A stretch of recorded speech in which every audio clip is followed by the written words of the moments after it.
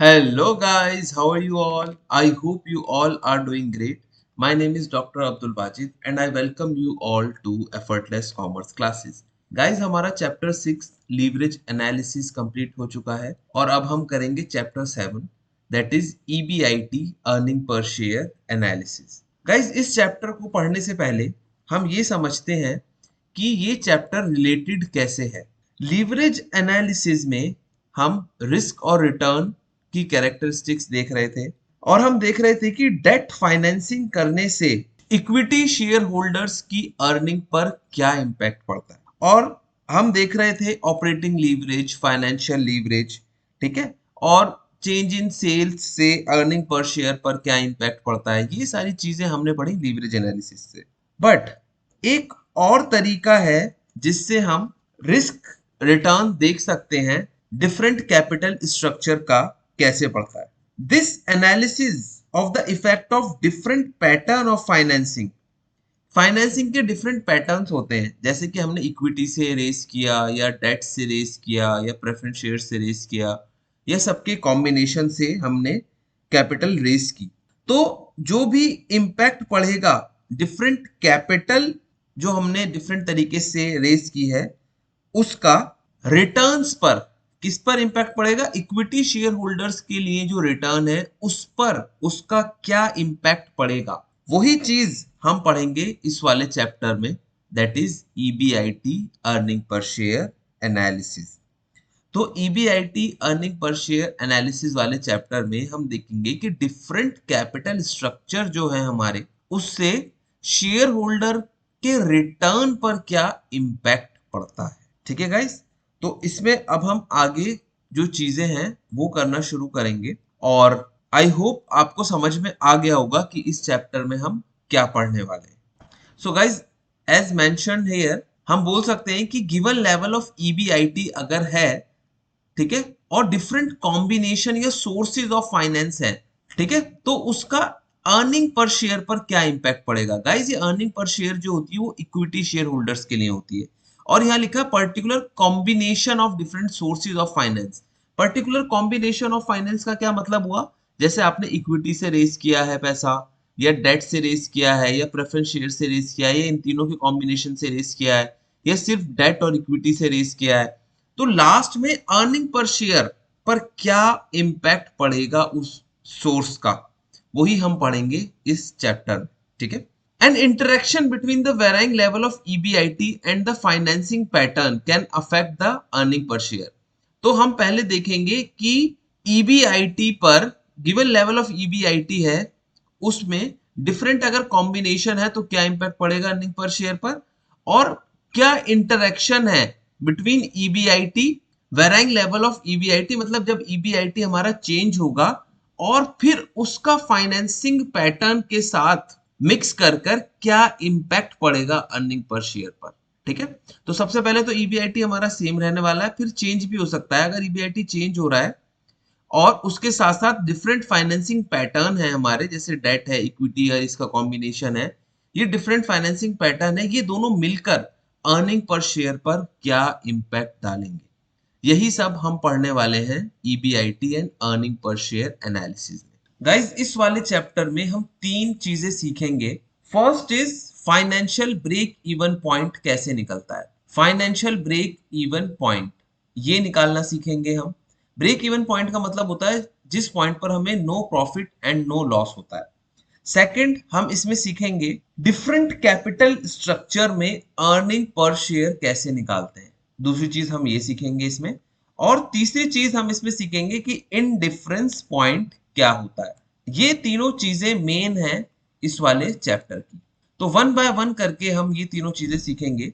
But इसको सीखने से पहले एक जो जर्नल पैटर्न हमने फाइनेंशियल लीवरेज लीवरेज एनालिसिस वाले चैप्टर में सीखा था उसी को पहले थोड़ा सा रिवाइज करेंगे उस पैटर्न को, उसके बाद हम ये सारी चीजें सीखेंगे। गाइस, ये सब सीखने से पहले पहले हम ये वाला केस जो है, जो इसका बेसिक है, वो सीखते हैं। इस वाले केस में क्या था, given a level of EBIT a particular combination of different sources of finance will result in a particular earning per share। अगर हमें ईबीआईटी कांस्टेंट दिया हुआ हो और डिफरेंट सोर्सेज हो फाइनेंस के, तो क्या इम्पैक्ट पड़ेगा उसका अर्निंग पर शेयर पर। ठीक है, सबसे पहले हम ये समझते हैं with the help of an example. ठीक है गाइज, पहले हमारे बेसिक क्लियर होने चाहिए, उसके बाद ही हम ये तीनों चीजें सीख सकते हैं। तो सबसे पहले हम ये सीखेंगे, ये देखेंगे कि एक गिवन लेवल ऑफ ईबीआईटी से डिफरेंट सोर्सेज ऑफ फाइनेंस अगर हम कर रहे हैं तो अर्निंग पर शेयर पर क्या इंपैक्ट पड़ेगा। फिर हम देखेंगे इस वाले पॉइंट को, and interaction between the varying level of EBIT financing pattern. यहाँ पर हमारा ईबीआईटी भी चेंज होगा और फाइनेंसिंग पैटर्न भी, दोनों मिलकर अर्निंग पर शेयर पर क्या इंपैक्ट डालेंगे। दूसरा हम ये देखेंगे, तो इसको, इस वाले फर्स्ट इसको हम एक एग्जाम्पल के थ्रू समझते हैं। ओके गाइस, तो अब हम इस एग्जाम्पल के थ्रू समझते हैं। जब हमारा कांस्टेंट ईबीआईटी होता है और फाइनेंसिंग पैटर्न्स चेंज होते हैं। Suppose ABC limited EBIT is rupees 1,50,000 per annum on an investment of rupees 5 lakh. 5 lakh रुपए उन्होंने लगाए और ईबीआईटी है उसका 1.5 लाख रुपए। Is considering the finalisation of the capital structure. तो वो कह रहे हैं कि क्या कैपिटल स्ट्रक्चर लगाएं हम, मतलब ये जो 5 लाख रुपए हैं हम ये कैसे रेज करें। The company has access to raise funds of varying amounts by issuing equity share capital, 12% preference share and 10% debenture और any combination there. So guys, वो कहाँ से पैसे इशू कर सकती है, या तो इक्विटी शेयर कैपिटल से, या प्रेफरेंस शेयर कैपिटल से, या डिबेंचर से, या फिर इनके कॉम्बिनेशन से। ठीक है, suppose it analyses the following 4 options to raise the required fund of rupees 5 lakh. Suppose करो कि 5 लाख रुपए रेज करने के लिए उसने ये सारे कॉम्बिनेशन चूज किए। तो अब हमें 4 कॉम्बिनेशन दिए हुए हैं, ये उसने चारों यूज किए अलग अलग। तो बताइए कि अज्यूम करिए कि 30% टैक्स रेट है और कैलकुलेट करिए अर्निंग पर शेयर इन चारों ऑप्शंस में। सो गाइस, कौन कौन से ऑप्शन है। First option is by using equity capital at par, सारा का सारा 5 लाख इक्विटी से रेज कर लो। सेकंड है 50% funds by equity and 50% by preference shares, ये हो गया हमारा second option. Third option is 50% by equity share capital, 25% by preference share, 25% by debenture, जिस पर हमें 10% देना है। And fourth is 25% funds by equity, 25% by preference shares and 50% by debenture. तो गाइस, हमें ये 4 ऑप्शन दिए और हमें हमसे बोला है कि इन 4 ऑप्शंस में अर्निंग पर शेयर हर ऑप्शन में कितना कितना आएगा वो कैलकुलेट कर लो। गाइस, ये क्वेश्चन हम एक टेबल बनाते हैं और उसके थ्रू करते हैं, और उससे आपको बहुत आसानी से समझ में आ जाएगा कि डिफरेंट कैपिटल स्ट्रक्चर से हमारे अर्निंग पर शेयर पर क्या इंपैक्ट पड़ता है। ओके, सो मैंने ये टेबल बना ली है जिसमें मैंने 4 ऑप्शन लिख दिए हैं जो अलग अलग हमें कैपिटल रेस करने के लिए दिए गए हैं। तो सबसे पहले मैं लिख लेता हूँ सारे जितने भी ऑप्शन हैं उसमें कंपोनेंट कौन कौन से हैं। फॉर एग्जांपल, इक्विटी कंपोनेंट कितना है। देखो, फर्स्ट ऑप्शन में उसने बोला है कि बाय यूजिंग इक्विटी कैपिटल, सारा का सारा इक्विटी कैपिटल से, और मुझे रेस कितना करना था 5 लाख। ठीक है, देखो यहाँ लिखा है कितना रेस करना है, 5 लाख रेस करना है। तो सारा का सारा मैंने इक्विटी से रेस कर दिया यहाँ पर। ठीक है, ऑप्शन 2 में मुझसे क्या कहा गया है। ऑप्शन 2 में कहा है 50% funds by equity and 50% by preference shares. तो 50% बाय इक्विटी, 5 लाख का 50% कितना हो जाएगा, 2.5 लाख, मतलब 2.5 लाख। और प्रेफरेंस शेयर्स इन्होंने हमसे बोला है हाफ कैपिटल जो है वो प्रेफरेंस शेयर्स से। ऑप्शन 3 में हमसे क्या बोला है, 50% by equity, 25% by preference shares and 25% by debenture. तो ऐसे ही हम लिख लेंगे ऑप्शन थर्ड के लिए, जिसमें डिबेंचर का अमाउंट भी है। ऑप्शन थर्ड में उन्होंने बोला है हमसे कि 50% तो आप इक्विटी से रखिए, मतलब 2.5 लाख इक्विटी से रखिए, और बाकी का जो 2.5 लाख बचा उसमें से 50% मतलब 1,25,000 प्रेफरेंस शेयर से एंड 1,25,000 डिवेंचर से, ठीक है। और फिर ऑप्शन 4 में हमसे बोला है 25% funds by equity and 25% by preference shares and 50% by debenture. तो ऐसे ही लिख लेते हैं। सबसे पहले हम लिखते हैं 25%, मतलब 1,25,000 इन्होंने बोला इक्विटी से एंड 1,25,000 इन्होंने हमसे बोला कि प्रेफरेंस शेयर से, और बाकी का 2,50,000 जो है वो इन्होंने बोला कि आप रेस करिए डिबेंचर्स। सो गाइज ये हमारे डिफरेंट कॉम्बिनेशन दिए हैं और हमसे कहा है कि अर्निंग पर शेयर निकाल दो चारों ऑप्शंस में, जहां ईबीआईटी जो है हमारा वो फिक्स है 1.5 लाख रुपए।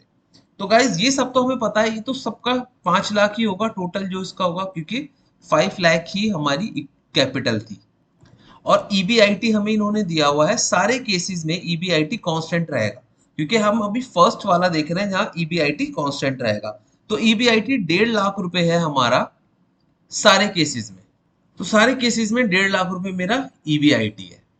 अब क्या आगे देखो, ईबीआईटी में से हम इंटरेस्ट माइनस कर देते हैं, ठीक है। तो इसमें से अब हम माइनस कर देंगे इंटरेस्ट। फर्स्ट वाले केस में सब कुछ इक्विटी से रेस किया था, तो यहां तो कुछ माइनस करने के लिए है ही नहीं। सेकंड वाले केस में प्रेफरेंस शेयर्स से किया था बट डिबेंचर से नहीं किया था, तो यहां भी मुझे इंटरेस्ट नहीं देना। थर्ड वाले केस में 1,25,000 जो थे वो मैंने डिबेंचर से रेस किया था, और डिबेंचर था मेरा 10% का, मतलब 10% इंटरेस्ट देना है 1,25,000 पर। तो 10% कितना हो जाएगा, 12,500। लास्ट वाला जो ऑप्शन 4 है, इसमें मैंने 2,50,000 डिवेंचर से रेस किया है, तो यहां पर मैं 2,50,000 का 10% दूंगा, दैट इज 25,000। आई होप ये आपको समझ में आ गया होगा। अब मैं इसमें से इंटरेस्ट माइनस कर दूंगा, ठीक है। तो यहां तो कुछ था ही नहीं, तो यहां तो प्रॉफिट बिफोर टैक्स जो होगा मेरा वो आ जाएगा, ठीक है। सो पीबीटी आ जाएगा मेरा, यहाँ तो 1.5 लाख का 1.5 लाख ही रहेगा, यहाँ पर भी 1,50,000 ही रहेगा। यहाँ पर जो है देखो ईबीआईटी में से इंटरेस्ट माइनस कर देंगे तो आ जाएगा 1,37,500, और यहाँ पर 1,50,000 में से हम 25,000 माइनस कर देंगे तो आ जाएगा 1,25,000। ये हो जाएगा मेरा profit before tax. Profit before tax में से हम क्या माइनस करते हैं, टैक्स अमाउंट। टैक्स जो है इन्होंने बोला है कि 30% का है, तो यहां तो देखो ऑप्शन 1 में क्या है कि जितना भी था 1,50,000 जो ईबीआईटी था उसी पर पूरा का पूरा टैक्स लग जाएगा हमारा, ठीक है। तो 1,50,000 का 30% टैक्स लगाएंगे तो आ जाएगा 45,000। सेकंड वाले केस में भी 45,000 पूरा का पूरा 1,50,000 पर लग जाएगा हमारा 30%। थर्ड वाले केस में जो अब हमारा टैक्स लगेगा ना वो इस वाले अमाउंट पर लगेगा 1,37,500, क्योंकि इंटरेस्ट जो होता है वो टैक्स डिडक्टेबल होता है। तो इंटरेस्ट को माइनस करने के बाद 1,37,500 आया, तो अब हम इस पर जब हम टैक्स लगाएंगे तो इस बार हमारा टैक्स कम आएगा, इस बार हमारा टैक्स आएगा 41,250। और गाइज इस वाले केस में तो और भी कम हमारा टैक्स आएगा, क्योंकि टैक्स किस पर लगेगा, 1,25,000 पर। यहाँ पर टैक्स किस पर लगा था, 1,37,500 पर, और यहाँ पर टैक्स लगा था 1,50,000 पर, और यहाँ भी 1,50,000 पर लगा था। तो 1,25,000 पर जब आप टैक्स लगाएंगे 30%, तो आ जाएगा 37,500। गाइज मैं इसे ब्रैकेट में रख लेता हूं ताकि आपको आसानी हो कि हम इसको माइनस ही कर रहे हैं। अब इसका डिफरेंस कर देते हैं हम, तो हमारा आ जाएगा प्रॉफिट आफ्टर टैक्स। तो यहां पर 1,05,000 ही रहेगा, यहां पर भी 1,05,000। यहां पर प्रॉफिट आफ्टर टैक्स हमारा आ जाएगा 96,250, और यहां पर हमारा आ जाएगा 87,500, ठीक है। ये आ गया हमारा प्रॉफिट आफ्टर टैक्स। अब प्रॉफिट आफ्टर टैक्स के बाद अगर प्रेफरेंस डिविडेंड है तो प्रेफरेंस डिविडेंड हमें माइनस करना पड़ेगा, तो हमारा आ जाएगा profit available for equity share holders, ठीक है। तो प्रेफरेंस डिविडेंड कौन कौन से केस में है हमें वो देखना है, जैसे यहां पर है, यहां पर है और यहां पर है।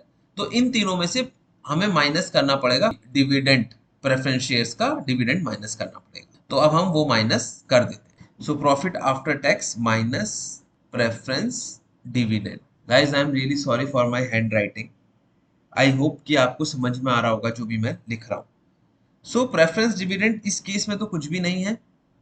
इस केस में 2,50,000 का हमें प्रेफरेंस डिविडेंड देना पड़ेगा, जो हमें इन्होंने क्वेश्चन में गिवन है 12%। ठीक है, तो मैं यहां लिख लेता हूं, ये 12% होगा। सो 2,50,000 का 12% जब आप करेंगे तो आ जाएगा 30,000। ठीक है, ऐसे ही यहां पर 1,25,000 का प्रेफरेंस शेयर कैपिटल है। इसका 1,25,000 का जब आप 12% करेंगे तो आपका आ जाएगा 15,000। इसको भी मैं माइनस में कर रहा हूं तो मैं इसे ब्रैकेट में लिख लेता हूं। और लास्ट में प्रेफरेंस कैपिटल है मेरी 1,25,000। 1,25,000 का दोबारा से मेरा आ जाएगा 15,000 प्रेफरेंस डिविडेंड। गाइस इसमें से प्रेफरेंस डिविडेंड जब हम माइनस कर देते हैं तो हमारा आ जाता है profit available for equity share holders. Profit for equity share holders, मैं शेयर होल्डर्स नीचे लिख रहा हूं, आई होप कि आपको दिख जाएगा। Profit available for equity share holders. Guys यहाँ तो सारा का सारा प्रॉफिट 1,05,000 इक्विटी शेयर्स के लिए अवेलेबल है। ठीक है, यहां पर कितना अवेलेबल है, यहां पर अवेलेबल है हमारे पास 75,000। 1,05,000 माइनस 30,000। और यहां पर कितना अवेलेबल है हमारे पास 81,250। 96,250 माइनस 15,000 करेंगे तो आएगा 81,250। और यहां पर हमारे पास अवेलेबल है 72,500। आई होप कि आपको ये समझ में आ गया होगा profit for equity share holders कैसे कैसे आया। अब हमें निकालना है अर्निंग पर शेयर। अर्निंग पर शेयर निकालने के लिए मुझे क्या करना पड़ेगा, ये जो profit for equity share holders आ गया है हमारा डिफरेंट डिफरेंट जो आया है, इसको डिवाइड करना पड़ेगा मुझे नंबर ऑफ इक्विटी शेयर्स से। ठीक है, तो मैं नेक्स्ट पेज पर इसको कर लेता हूं। ओके गाइस, सो वही सारी चीज मैंने यहां लिख ली कि profit for equity share holders कितना है। ऑप्शन 1 में 1,05,000 है, ऑप्शन 2 में 75,000 है, ऑप्शन 3 में 81,250 है एंड ऑप्शन 4 में 72,500 है। गाइस अब इसमें जो नंबर ऑफ इक्विटी शेयर्स जो है हमारे, वो कैसे निकालेंगे। नंबर ऑफ इक्विटी शेयर्स, क्योंकि उससे ही तो मुझे मल्टीप्लाई, उसी से तो मुझे डिवाइड करना है, जब भी तो मेरा अर्निंग पर शेयर आ जाएगा। ठीक है गाइस, इक्विटी शेयर जो है आपका वो ₹100 का है। 100 रुपीज का एक इक्विटी शेयर है। तो number of equity share option 1 में कितने हो जाएंगे, देखो 100 रुपए का एक शेयर है। ठीक है, और 5 लाख रुपए मैंने रेस करे, that means 5 lakhs divided by 100, तो कितना आ जाएगा 5,000 शेयर्स हैं। सेकंड केस में इक्विटी शेयर कैपिटल कितनी है 2,50,000। 2,50,000 डिवाइडेड बाय 100, क्योंकि ₹100 का 1 है, तो कितना आ जाएगा हमारा नंबर ऑफ शेयर्स हमारे आ जाएंगे 2,500। थर्ड वाले केस में इक्विटी से कितना रेस किया है 2,50,000 ही रेस किया है, तो 2,50,000 डिवाइडेड बाय 100 कर देंगे आप, तो नंबर ऑफ शेयर्स आ जाएंगे इस केस में भी 2,500। और लास्ट वाला जो केस है इसमें मैंने इक्विटी कितनी रेस की है 1,25,000, तो 1,25,000 minus divided by 100 number of equity share आ जाएंगे, तो आ जाएगा 1,250, मतलब 1,250। अब अर्निंग पर शेयर कैसे निकलता है, अर्निंग पर शेयर का फॉर्मूला क्या होता है guys, profit available for equity share holders divided by number of equity shares, मतलब दिस डिवाइडेड बाय दिस। तो 1,05,000 जब आप 5,000 से डिवाइड करेंगे तो आपका यहाँ आ जाएगा 21 रुपीज। सेकेंड केस में 75,000 डिवाइड बाय 2,500, तो सेकंड केस में आएगा आपका ₹30। थर्ड केस में 81,250 डिवाइडेड बाय 2,500 करेंगे तो आएगा आपका 32.50। और फोर्थ केस में आपका आ जाएगा 58। तो गाइज एक बात देखो, फर्स्ट केस में जहां मैंने सिर्फ इक्विटी से रेस किया था वहां मेरा अर्निंग पर शेयर है 21। सेकंड केस में जहां मैंने इक्विटी और प्रेफरेंस दोनों को यूज किया था तो यहां पर अर्निंग पर शेयर है 30। थर्ड केस में जहां मैंने इक्विटी भी यूज किया है, प्रेफरेंस भी यूज किया है, साथ में डिबेंचर्स भी यूज किया है, यहाँ पर 32.5 है। और फोर्थ केस में जहां मैंने तीनों यूज किए हैं, बट सबसे ज्यादा 50% मैंने डेट से किया है, बाकी जो 50% बचा उसमें से 25% मैंने इक्विटी से किया और 25% मैंने प्रेफरेंस शेयर से किया है। तो यहां पर अर्निंग पर शेयर मेरा सबसे ज्यादा आया है 58। That means what it means, it means कि जैसे ही मैं डेट को बढ़ा रहा हूं अपने कैपिटल स्ट्रक्चर में, वैसे ही मेरा अर्निंग पर शेयर भी इंक्रीज हो रहा है। गाइज ये बात बहुत सही से समझने वाली है। देखो ऑप्शन 4 में मैंने इक्विटी भी यूज किया है, प्रेफरेंस भी यूज किया है और डेट भी यूज किया है, बट डेट जो है वो 50% यूज किया, मतलब 5 लाख का 50%, 2,50,000, और बाकी जो बचा वो 1,25,000, 1,25,000। तो जितना ज्यादा मैं डेट यूज कर रहा हूं, उतना ज्यादा मेरा अर्निंग पर शेयर इंक्रीज हो रहा है। गाइज आई होप कि आपको ये चीज समझ में आ गई हो। इसका क्या मतलब है? इसका ये मतलब है कि जब मैं डेट को यूज करता हूं या फिक्स्ड इंटरेस्ट बियरिंग सिक्योरिटीज को यूज करता हूं, तो मेरा अर्निंग पर शेयर इंक्रीज होता है। ऐसा इसलिए होता है क्योंकि मुझे ये जो इंटरेस्ट है ना, ये टैक्स डिडक्टेबल मिल जाता है। ये जो भी मैं इंटरेस्ट पे कर रहा हूं, वो मेरा टैक्स को बचा देता है।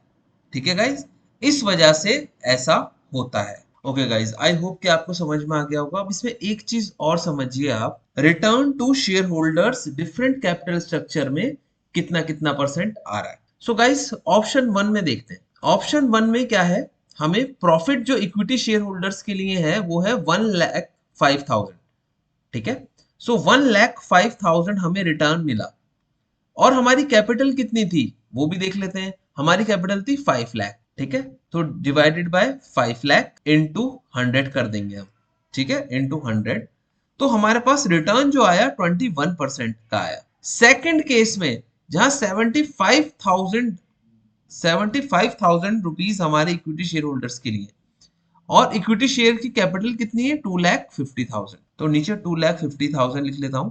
तो यहां पर कितना रिटर्न आया इंटू 100 कर देंगे, तो यहां पर जो रिटर्न आया ना गाइस, वो आया 30% का। थर्ड वाले केस में 81,250 रुपीज इक्विटी शेयर होल्डर्स के लिए मिल रहे हैं, और कैपिटल कितनी है, देखो कैपिटल है 2,50,000, तो 2,50,000 मैं नीचे लिख लेता हूं। तो यहां पर मेरा रिटर्न कितना आया 32.5%। और फोर्थ केस में मेरा 72,500 मिल रहा है इक्विटी वालों को, और कैपिटल कितनी है, कैपिटल है सिर्फ 1,25,000। दैट मीन्स यहां पर मेरा रिटर्न जो आ रहा है वो आया है 58%। सो गाइज अब आपको समझ में आ गया होगा कि जैसे जैसे डेट का अमाउंट बढ़ रहा है, वैसे ही मेरा इक्विटी वालों का रिटर्न भी बढ़ रहा है। ऐसा क्यों होता है? ऐसा इसलिए होता है क्योंकि इंटरेस्ट जो होता है वो टैक्स डिडक्टेबल होता है। Okay guys, one more thing which you should remember, यहां मैंने आपसे कहा, देखिए जैसे जैसे हम डेट बढ़ाते जा रहे हैं, हमारा अर्निंग पर शेयर बढ़ता जा रहा है।